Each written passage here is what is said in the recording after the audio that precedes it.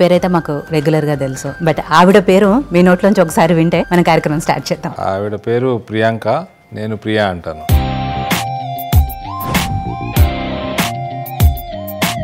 అరవింద్ గారు, మీకు తనని చూడంగానే ఏమనిపించింది? ఏం చెప్పి ఒప్పించారు ఎట్లా?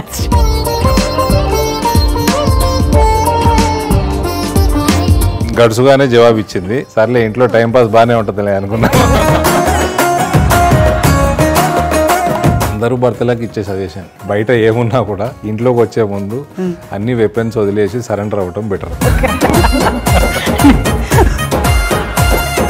ఎప్పుడైనా కోపం వస్తుందా తనకే? కోపడతారా? ఈ 15 ఏళ్లలో ఫస్ట్ గిఫ్ట్ ఏమి ఇచ్చారు మీకు అరవింద్ గారు? తనేమిచ్చారు మీకు? నాకు గిఫ్ట్ ఇచ్చినా ఏమన్నా? మీ ఇంటర్వ్యూ కోసం యోయో టీవీ కోసం కష్టపడ్డానండి.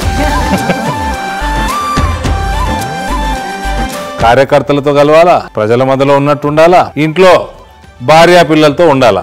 మళ్ళీ వీళ్ళు ముగ్గురిని మీరు సాటిస్ఫై చేసుకుంటే మళ్ళీ ఇక్కడికి వస్తారు, లేకపోతే కష్టపడి. అందరూ కూడా మోదీ గారు అభిమానులే ఉంటారు మ్యాక్సిమం.